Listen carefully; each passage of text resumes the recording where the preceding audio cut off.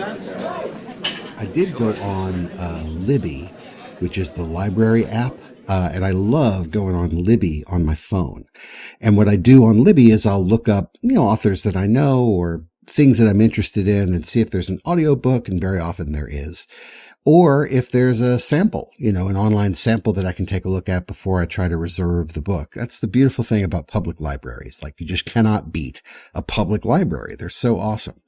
And so I went out looking for an Edgar Carrot story, and I didn't know which one I wanted to read. I mean, basically everything the guy writes is exciting to me. So I just thought I'd go check it out. And I ended up reading the very first story in the Nimrod flip out called Fatso. The premise is that he falls in love with this beautiful woman and everything's wonderful. And then she comes to him crying one day that she's got this horrible secret. And it kind of reminded me of the movie Shrek, the type of secret that she has, because she kind of converts at night into this, fat man, who has completely different attitudes and tastes and whatnot. And the guy is like, no, it's fine. Cause I don't think he really believes her at first. And then it happens. So he spends an evening with Fatso, and they go out and get steaks, and Fatso's like hitting on girls and all this other stuff. But he finds Fatso, delightful in a completely different way. And he's sort of bewildered by, like, how did this even happen in the first place? Cause that's really the style. But the way I interpreted the story, because at the end of it, he kind of made it through the night. And then in the morning, she went back to the way that he had known her, and he ended up staying with her, and they would alternate, day and night. And he would enjoy basically both sides of her. And I really liked that story, because the way I interpreted it was that you've got the person that we show to people and the person that we really are, kind of our inner weirdo. And, this woman was concerned that if she showed this man that she really cared about who she really was on the inside, that he might find it revolting and leave her. And he didn't. It was totally different, but it was definitely something that he grew to appreciate. And so I thought that was a really cool take. Yeah, there are a couple times you've mentioned to me to kind of check his stuff out, just because I'll be working on a piece and send it to you, and you're like, you need to take a look at and see how this guy deals with something like this. So yeah, I need to read more of that. That'd probably help me out a little bit. What I really want to read, though, Tim? What I really want to read is your novel. And I know that you had reread your first draft of the Madeline Tin novel from a prior chapter of our show. And I would love to hear what you thought of it after you read it. And maybe we could kind of get into talking about how you're going to approach the second draft. I can't even finish a first draft, but I think a lot of our listeners are, very skilled at sort of drafting and redrafting. And I think it would be really interesting to hear how you're going to approach this, because from what you told me, off time, it wasn't nearly as bad as you thought it would be. My biggest hurdle in this whole novel process was rereading the first draft, because I was very afraid of seeing how much work I would have to do, how brilliant I wasn't. And I was not as disappointed as I thought I would be. I was actually very excited. And I think that was the most important thing that could have happened to me in this process, was rereading the story. I got excited about that world again, in trying to oh, wait, I could do this with this character. Oh, I need to expand that, and that'll be fun. Actually, this doesn't work logically. This person wouldn't be there if they said that. So, that'll be fun to kind of toy with that as well. So it was a really, really great experience. And I'm very excited about getting back into it. And I did start last week. I was like, look, I just need to open the document to save it as draft 2. Maybe just start and get even 100 words, 1 sentence, 10 words, just to say that I've started my second draft. And I was able to do that. I started in a different place, which also leads me to my next question. I'm going to have to figure out how I'm going to physically write it. And my impulse, as I've done with so many other works of short works, is to have them side by side. 2 windows open. One is the first draft. The other is the new second draft. And just kind of rewrite the story as I go along with the first draft. that might work, but there are definitely places that have to be arranged and things like that. So I think that might be a pretty good starting place for me. That's really cool. This side-by-side thing, I'd never heard of that before. I guess it's the same, it's equivalent to having a printout and then you're working on a computer with a printed piece of paper next to you and you're kind of working off of that. So I guess it's the same general vibe, But having never drafted a novel and having never done a second draft, sounds great, Tim. Love it. No notes. Well, there's a lot of things that are happening. I finished that book. When did we do that, Art? 2023? It was a while back, I think? Yeah. I have been working on so many other pieces since then. I kind of forgot it. And it just feels like the second draft of a novel is such a huge ask. Because, you were talking in your refill about the flow state and getting into that mindset where the words are just coming right out. And I feel like I can do that a lot more with short pieces. And that feels like a no-brainer to say. I wake up in the morning, I've got 2 cups of coffee in me. I'm going to write 500 words. I think I can do that in about an hour and get into that state where I'm like, yeah, I'm really feeling it. But to me, my biggest worry is like, how do I spread that flow state? How do I keep that bird's eye view on something that is so long? 50,000 words is what I made it to in the first draft with Madeline Tin. The second draft has to be longer. It just has to be, just because, there are huge, by the time I finished that first draft, I was like, you know what? I need to write that 1,000 words today. This person's going to do this. This person will do that. These people will go over here. I'll work it out in the next couple of drafts, which is why the first draft is so much fun and so easy to write. Yes, well, that can has thoroughly been kicked, and now you're looking at the can to see whether you're going to kick it again. I actually have some interview style questions for you because I am fascinated with the process of how to do this. And it's not really for me as much because, again, I don't have a first draft of a novel to revise, but I'm thinking about if I did and if I wanted to approach that work, there are a lot of uncertainties that I kind of want to talk through with you to see how you are going to approach them. So like the first one is, I remember, and I have experience, I'm sure many people out there have, that when you write a story and then you're away from it for a while, and this could be a story of any length, that when you come back to it, it's almost as if someone else wrote it. It's hard to kind of remember your thought process and what inspired it. It was nice that I think you mentioned that you kind of remembered where you wrote some of it and whatnot. But, I've experienced new themes emerge when I try to redraft an old story. And what is important to me or interesting to me now might not align with what was important or interesting in the first go round. So how do you think you're going to approach that if you run into like, this made sense in the first draft, but now I'm doing the second draft and not sure this should be here anymore? I think it's very, very easy. One of the things I recognized in that first draft was how much had to be cut, how much had to be expanded. There was no preciousness with it. When I was reading it, I was like, oh yeah, this part stinks. And I think that's really great to have that year and a half away from it, to be able to come back and say, nope, gonna have to fix that. I think it's just about consolidating the purpose and consolidating what I'm trying to do. It's very easy in the first draft to stick in a couple of ideas for the edits. It's like many times, I think I just did it the other day with a story that I'm working on. It was kind of getting time where I had to finish up and move on to something else with my day. So I just stuck in a couple sentences that were like, you know what, let's go down these avenues of thought when I get back to this, and maybe something will come of it. That might be a good idea.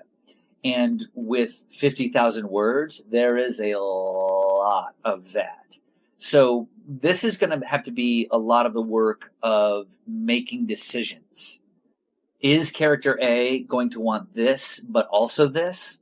Will character B have this background, and will they want to do, just trying to make decisions so that everyone's consistent and very simple and easy to follow. Yeah.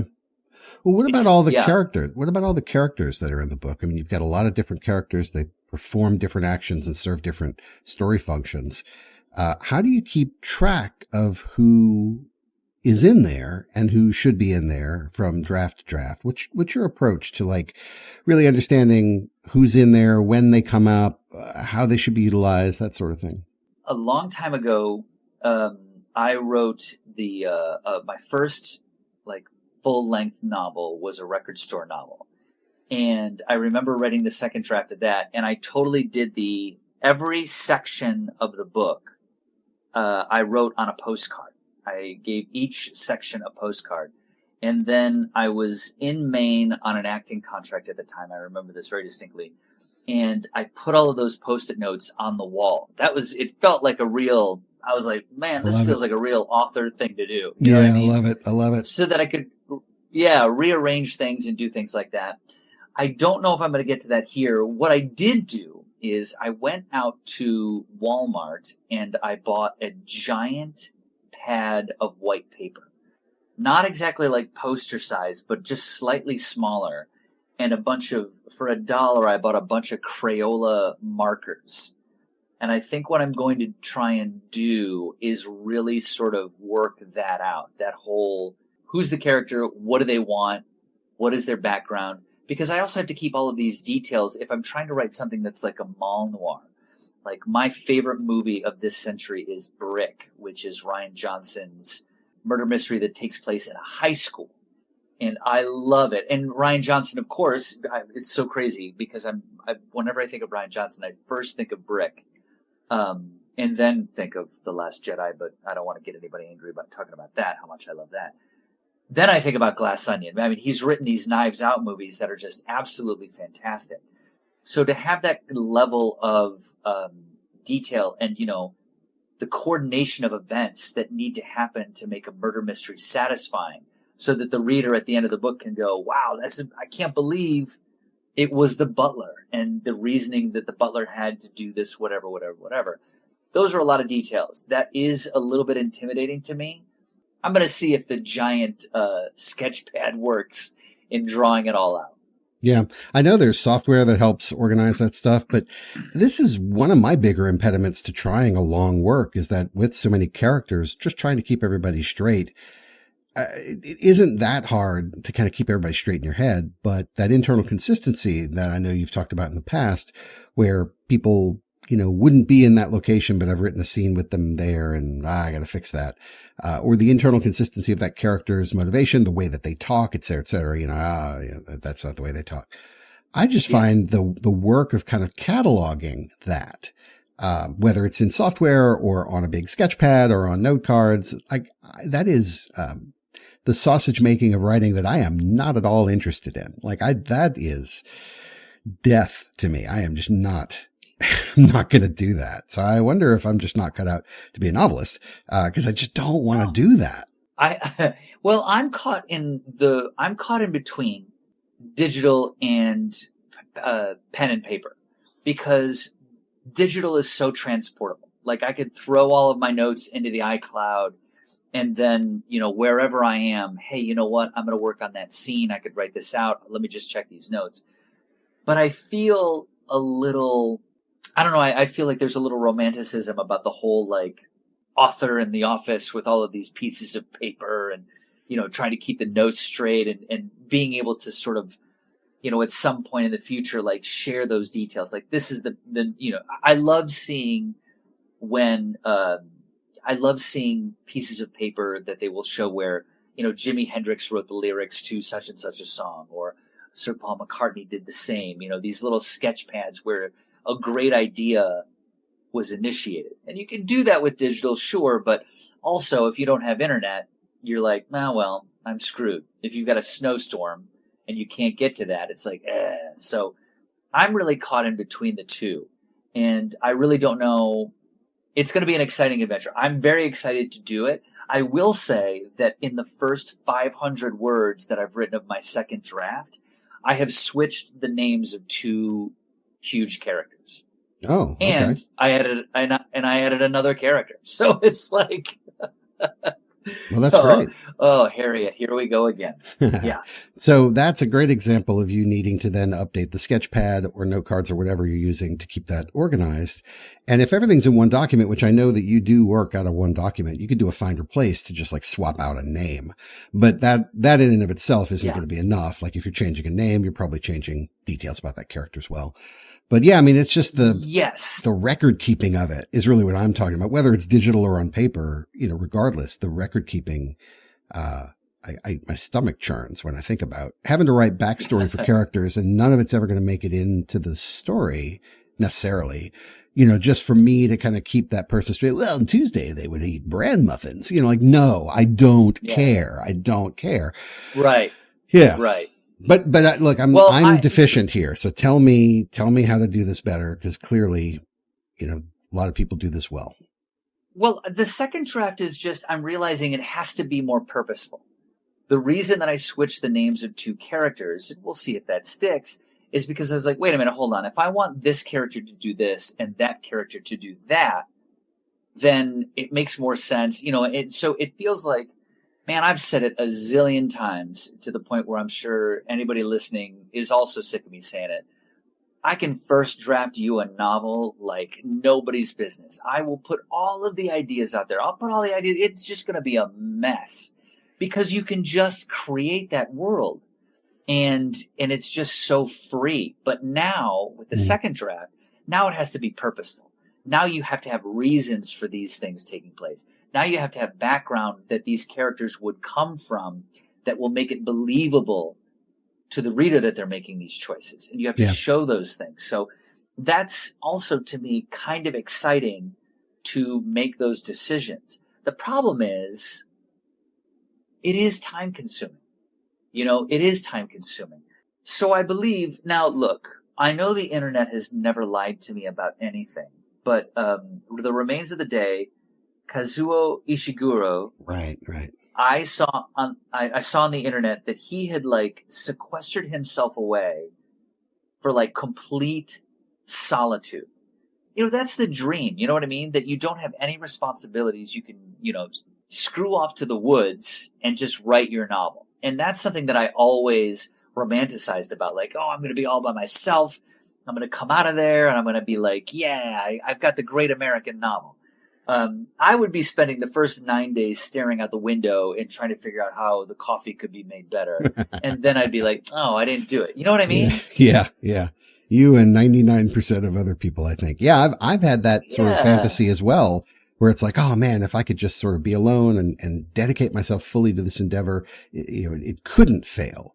And, for me, the issue is having something to say. And the more I think about it, the more I journal and, refill about it. That's my core issue. If you locked me in a cabin for 10 days and said, you have no responsibilities, knock yourself out, I would spend a lot of it walking in the woods, trying to figure out, hey man, what's worth talking about? And I think I put a lot of unreasonable expectations on myself. I think I have an unreasonably high bar and that's why I can't jump that high.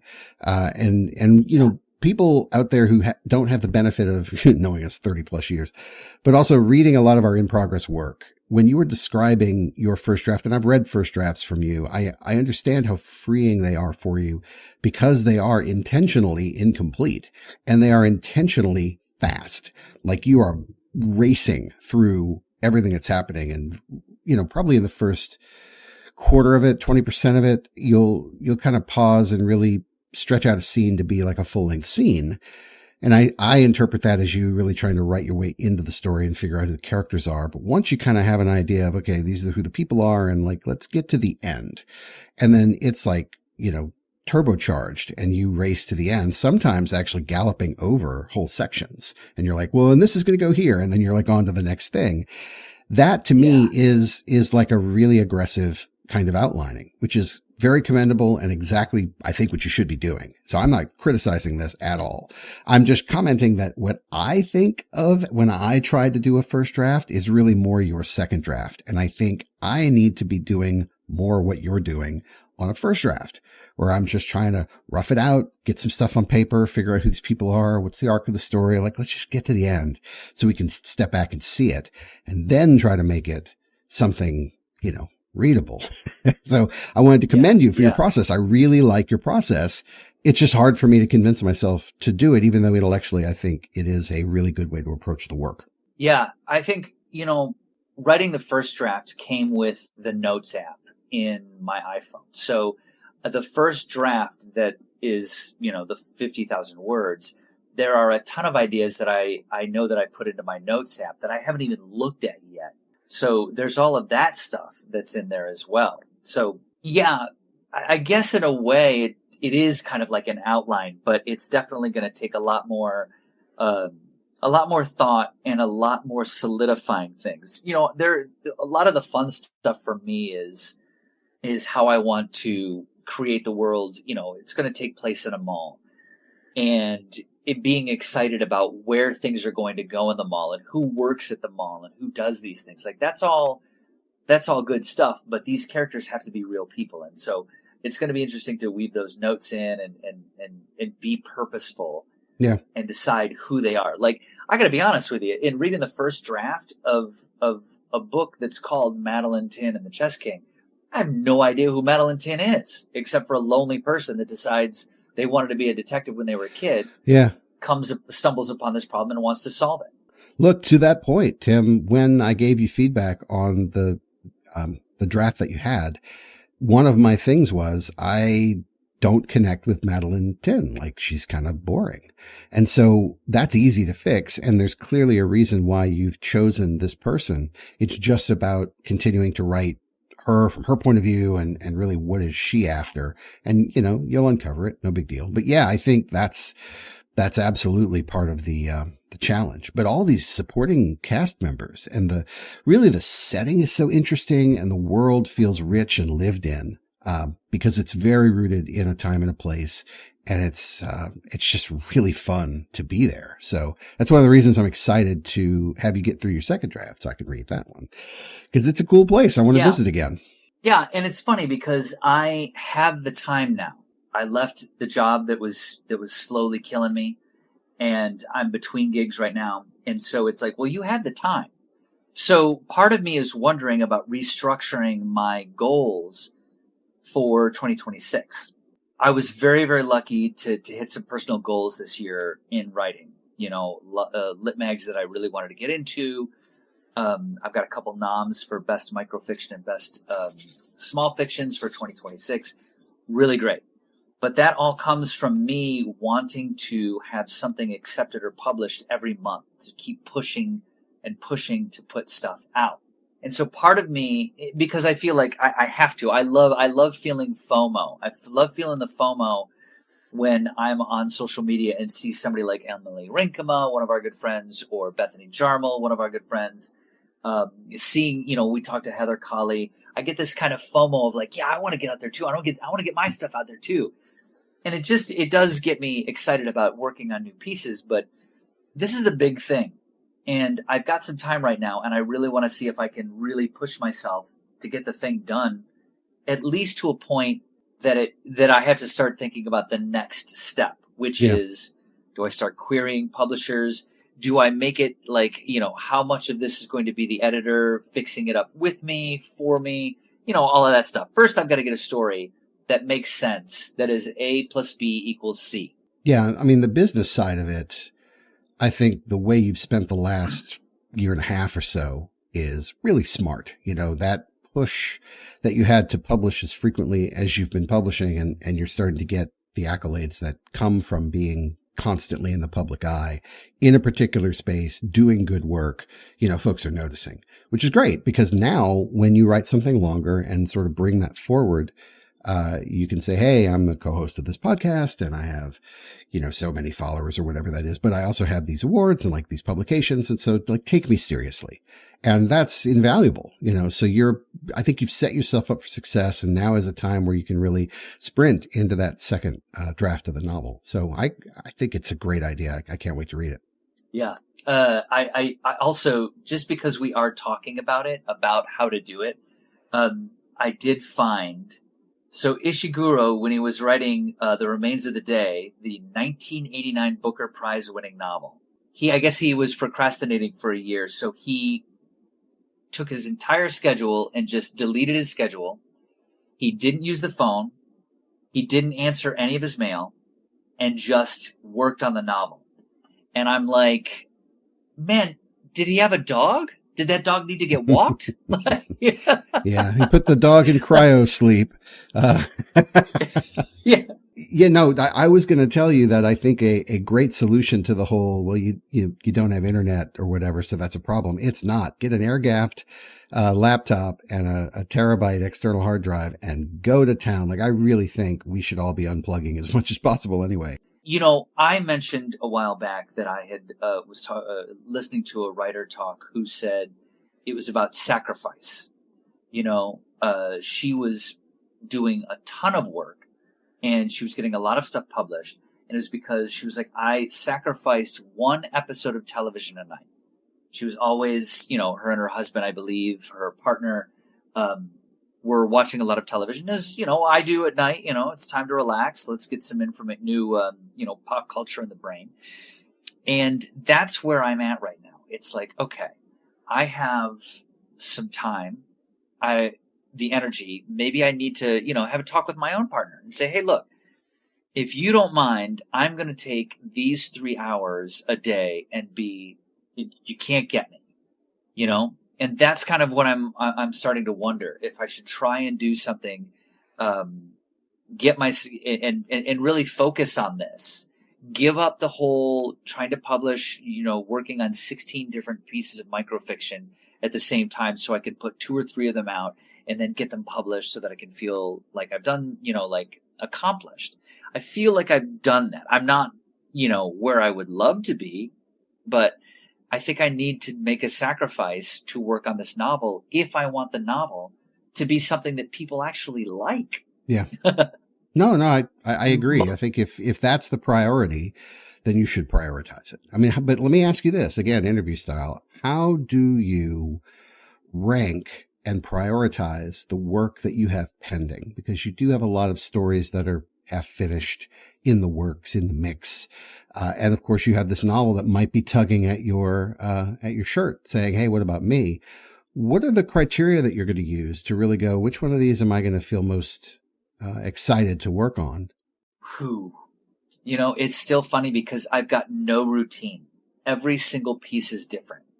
You know, when I was in Michigan this past October, I had a string of a few weeks where I was staying at the guest artist housing in a hotel room, and then at about 4 p.m., I had all my lines down in the show. We were open, we were running, things were going okay, so I had the days free, and I was able to just sort of take my iPad down into the dining area of this hotel that I was staying at, get a cup of black coffee, and and go back and dig in through some pieces that I had worked on through the Smoke Long March Micro Marathon. And I had so much space that it was like, oh, great.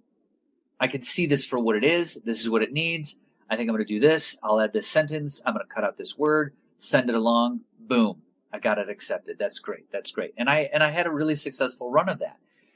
But everything else, I don't know. Let me think. I've got 2 pieces that I'm working on right now. One is a 100-word piece, and the other one is a piece that I shared with you about the ghost. And it's sort of like, I think it's when I find a lit mag that I'm like, I want to be in that. What do I have that'll fit that? But I really, honestly, I'd have to think more about it. I don't know. It's just sort of like, Let's scroll up. It's 5 a.m. What am I feeling? Oh, this piece looks good. Let me try and tinker with this a little bit. Yeah. And once I get to the point where I'm like, this could do it, that's when I get excited about it. That might be why you are publishing so much, because you're allowing yourself to work on the thing that interests you the most. And you've got so many different irons in the fire and they're all so short, right? So if you do kind of catch fire on one, to get it from concept to completion, you know, doesn't take that much time, or maybe a couple of weeks, you know, a number of revisions, and then poof, it's gone into the world. So yeah, that's really attractive to kind of have that process of, well, I've got 16 things. Let's see which one, sparks my interest today. Oh, this one sounds good. And then you kind of race ahead. So that is not a bad way to approach the work if you write the kind of stories that you write, which are really short. Yeah, I wonder if people who write more 2,500 to 5,000 word stories are picking up sort of, if they've got 10 of those in the works. It would be tough for me to make significant progress on any one of those to get to completion if I didn't focus on it. I remember when I was in college and I was actually doing this work, not at a high level, but I was doing the work. And there was a story that I really caught fire on. It was the first one that I ever got published, outside of high school. But the first one I got published. And it was one that I really sort of understood, okay, this is what I want to do with it. This is the direction. I am laser focused on this thing. I just have to sit down and do it. And I ended up skipping class some days and blowing off people. I didn't go out. And it took about 2 weeks. So over the course of this 2 weeks, I finished this. It was probably 2,500 words, maybe 3,000 when it was all said and done. And it was good. And it was so good, actually, that people, when they read it, I've told this story before on the podcast, but people didn't think I had written it. It was so good. They're like, where'd he get this? Which was flattering and really disappointing, because the one that I had done previously was just an absolute piece of dreck. And I knew it was when I put it in front of them and they laughed at it. And I'm like, well, that's on you, Art. You put a crappy story in front of people. You gave them permission to laugh. So this thing was much, much better. But the process of it was completely blocking out everything else to focus on it for 2 weeks. And so now, fast forward to me as an adult, I do not have that luxury. I can't do that. So I need to be more disciplined in the way that I approach the work and just be skilled in carving out the time, like you were talking about, to focus on the one thing. And so if I catch fire on a story and it takes 2 weeks worth of work, then okay, that's 10 or 14 sessions back to back to back to back to back until you get that thing over the finish line. So that's kind of where I need to be. Yeah. Just thinking about it, it's daunting, but I think it would be one of those things where once I got in the middle of it, you just have to sort of be in the pool. You know what I mean? Immersed in the world. And that's the one thing that I'm always afraid of, is that if I say, okay, well, I've had a couple days where I wasn't able to get to it. You know what? I lost the vibe. It's all, maybe that's an easy way to put it. I've always seen editing as in you're kind of ironing out a piece. It's like you're ironing out a shirt, and if you only iron half of it and then you leave for a little while or whatever, I'm always afraid of losing that thread. Well, I've just mixed metaphors like you wouldn't believe. Let me try starting that again. It's all good. One of my favorite sayings that my wife and I have is when something is very simple, it's not complicated, it's not rock surgery, and so it's not rocket science, right. And it's not very, we love to mix those things up. No, but what do you think the answer is here? Because I think I would love to see you work on this novel. I also want you to finish those short stories. There's a couple of them, especially, and I've told you which ones, that you have in the works. And I'm like, yeah, you tap, tap, tap. When are you going to do it? Why don't you just give it to me? I'll write it, but it'll never be any good. But I want to see them done. So what do you think? Satisfy me. I think yeah. I mean, hey man, that's what we're looking to do. I think, I feel pretty comfortable about what I've got going on. I know that I'm going to have to fight that FOMO, like I talked about. Seeing some of these writers that I really look up to, getting things published and being like, I want to be in that club. I want to be in that club. I want to be in that lit mag. But I think it's just, for me, I think it's going to have to be maybe having a conversation with Jen, with my partner, and being like, look, I think I'm going to try and do this, and I think I'm going to spend some time. So, it's like any other job. This is kind of something, if I wanted to try to make some kind of a living off of this, well, that's never going to happen. I could if I had generational wealth. I don't. But if I wanted to try and make something that I feel proud of, and something that I could say, that could be out there, it must be amazing for authors to see their book in a bookstore. I'm going to have to make a sacrifice somewhere. And so maybe it's about time that I did that and said, look, I'm going to have to take some time and think I can do it. I'd love to have one of these things where I think, didn't Sylvester Stallone write Rocky in a week? Oh, I don't know about that, but it was a concentrated or focused amount of time.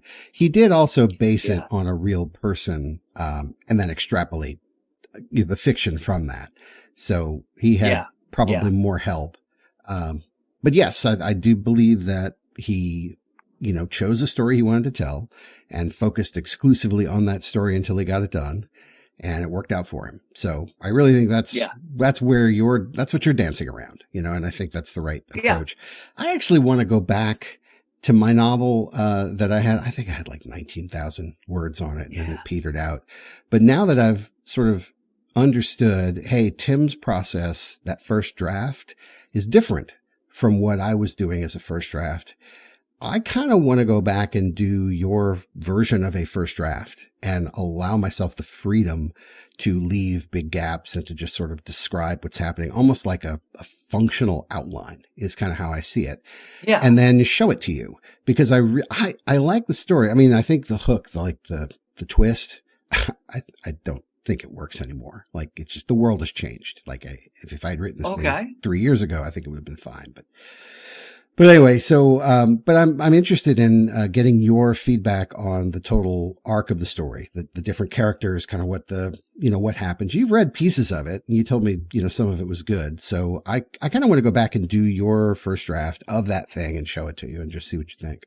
I'd love to. I mean, yeah. I mean, it's so fun because nothing, I mean, this is going to be so basic, but I really feel like once you start wading into that pool of the world that you're creating, it just so starts, the brain starts going and you're like, oh, I could do this and I could do this and I could do this. Yeah. And it just starts to spiral out of control. So I really think I'd love to see you when you get to the point where you're like, oh man, and then I'm going to have this and this and this and this and this. Yeah. And that's what's been missing, yeah. Tim. That's what's been missing for me. It's just this lack of fun. And I think, again, you've told me this several times and I believe you.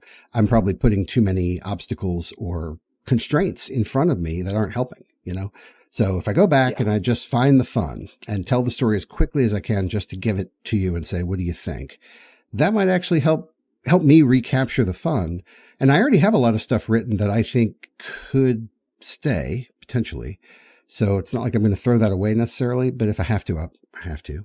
But, yeah, that's kind of what I want to do. So on Madeline 10, what is your next step? What do you think you've settled on? I think it's really tuning into myself as a scheduler. I think I'm going to have to do that. I think it's something to do. One of the things that I was thinking about doing with that job that I had that I was not happy at, it's one of those places where you're like, okay, but I could take time off. Like I am allowed vacation time. What if I took that vacation in the woods? What if I tried to do that and focused on, no distractions? I turned off the cell phone. I can still do that. I have responsibilities, now, but it's kind of coming to that time of the year where there's not a lot going on. January is a dead time, unless somehow my agent figures out a way for me to get into pilot season for television. I won't be on any TV shows. Anyway, what I'm trying to say is maybe this is the time to try and do that, to say, hey, look, I'm going to take a couple hours a day and really, really try and get into that. And I think it would be a couple things. Number one, it would be turning off that impulse to, let me just work on this 200-word piece of microfiction that I've got. And really focusing in January on let's come out of this at the other end of this month with a second draft that's at least a second draft. I mean, I don't think we asked Heather Colley how many drafts she went through for the Butterfly Effect. She did mention, no, she did mention that she had drafted it at least 7 times. And I remember that she had written the book, like the first draft of it when she was 19 and she's 27 now and it just came out. So yeah. I'm sure, I think we could very comfortably say that she did at least 10 drafts. I don't think that's stretching. This is also one of my favorite anecdotes is when I wrote that first novel, Art, the record store novel, and we've talked about this a couple times. I finished it and I called you immediately and said, oh my God, Art, I did it. I finally wrote a book. And you said, okay, let's talk about the second draft. And I was like, no. I know, because man. I feel like what's going to happen is I'm going to call you and say Art, I did it. I finished the second draft. And then it's going to have to be hey man, we got to talk about the third draft. No. I've grown as a person. I've changed, man. No, I'll wait a day. That was great for you, though. No. What I'm gonna ask for is where's the PDF? Why is it not in my inbox? Yes, exactly. I think it's just, I'm also want with the second draft to tune into more of what I want to see in a book. Like that's one of the big things in writing and creating is like wanting to do stuff that makes me happy. I always love Ray Bradbury in the Zen and the Art of Writing talks about this idea of like, when people would make fun of him or not or disparage his writing. He has a quote in that book like, I would just pick up my spaceships and dinosaurs and leave the room. And I really want to try and tune into that with my second draft of like, I want this to be fun. I know what I like to see in books, what I like to read, what I like to see in movies. And I really hope that I can also tune into that. Yeah. It's just now how to map it out and to actually, as always, get writing.